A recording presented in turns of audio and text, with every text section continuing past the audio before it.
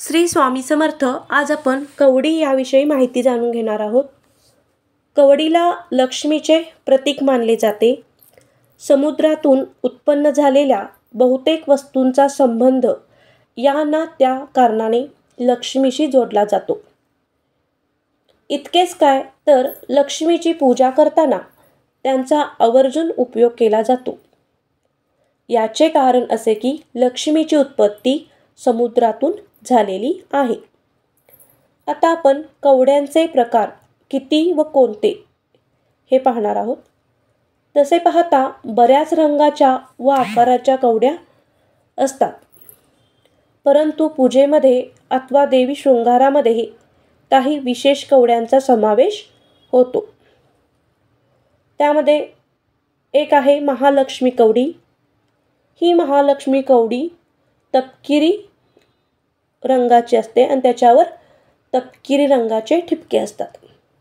अंबिका भट कवडी. ही कवडी खडबडीत व पिवळसर रंगाची असते. एडेश्वरी कवडी. ही कवडी राखाडी रंगावर हलकेसर पिवळसर छटा असतो. यल्लमा कवडी शुभ्र व दुधासमान निष्कलंक अशी कवडी असते.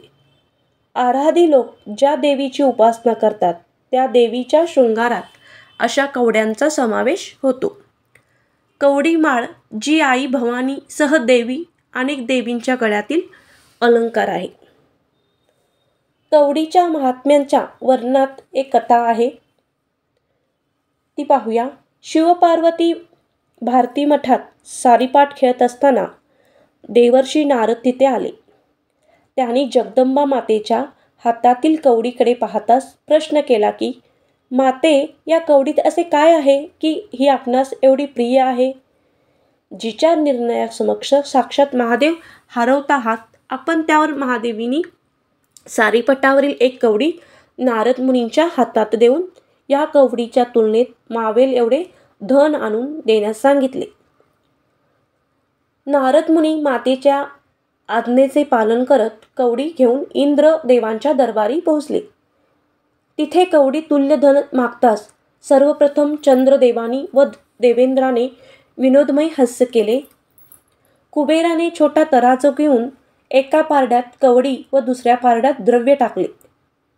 पारडे समतोल होईना, तराजू विशाल झाला, कुबेर भांडार खाली झाले, किंतु कवडी तुल्य धन होईना.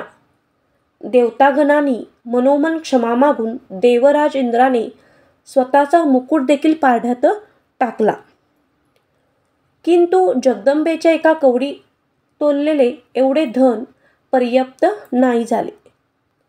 देवराज इंद्रासह सर्व देव शिवशक्ती समीप आले, अपराध क्षमापन केले. या अपराधाच्या क्षमापणे प्रीत्यर्थ इंद्र व चंद्रदेवांनी कल्होळ तीर्थाची निर्मिती केली. हेच तुळजापुरातील कल्होळ तीर्थ, जे इंद्र व चंद्र देवानी बांधले असून ब्रह्मदेवानी पृथ्वीवरील सर्व जल तीर्थांना इथे येण्यास सांगितले. या तीर्थाचा एकत्र कल्लोळ झाला. हेच हे पवित्र कल्लोळ तीर्थ होय. तेव्हापासून कवडीला अपार असे महत्त्व आहे. कवडीचे अनुभवसिद्ध प्रयोग उपाय. बंध्या रुपयाबरोबर 3 तपकिरी कवडी बांधून त्या लॉकर किंवा तिजोरीत ठेवावी. यामुळे लक्ष्मी आपल्याकडे निरंतर राहील व दरवर्षी याची लक्ष्मीपूजनाच्या दिवशी आपण पूजा करावी. तसेच एखाद्या महत्त्वाच्या कामासाठी किंवा परीक्षेसाठी, इंटरव्ह्यूसाठी जात असाल तर घराबाहेर पडताना एक पांढरी कवडी उजव्या खिशात ठेवावी. कार्य यशस्वी होते. त्यानंतर नवीन वाहनाला काळ्या दोऱ्यात ओवलेली तपकिरी कवडी दिवे लागणीच्या वेळी बांधल्यास अपघाताचे भय राहत नाही. श्री दुकानाच्या गल्ल्यात 3, 5, 7 अशा विषम संख्येत कवडी ठेवली तर पैशांचे ओघ सातत्याने सुरू राहतो. लहान बालकांना दृष्ट लागण्याची दाट शक्यता असते. त्यासाठी पांढरी कवडी काळ्या दोऱ्यात ओवून बांधावी. ज्याच्याकडे लक्ष्मी मातेने पाठ फिरवली आहे अशा लोकांनी 7 पांढऱ्या कवडी केशर मिश्रित हळदीचा लेप लावावा व त्या नव्या कोऱ्या पिवळ्या कापडात गुंडाळून देवाऱ्यात ठेवाव्या. लक्ष्मी तुमच्या घरी पाणी भरेल. काही कारणाने पती पत्नीमध्ये भांडण होऊन संसार उद्ध्वस्त होणार असेल तर 21 पांढऱ्या कवडीची माळ उशीखाली ठेवावी. अल्पावधीत वाद शांत होईल व जीवन सुखी होईल. लहान मुलांना दात येताना त्रास होत असेल तर शिंपल्याची माळ गळ्यात घातल्याने दात विना त्रासाने येतात.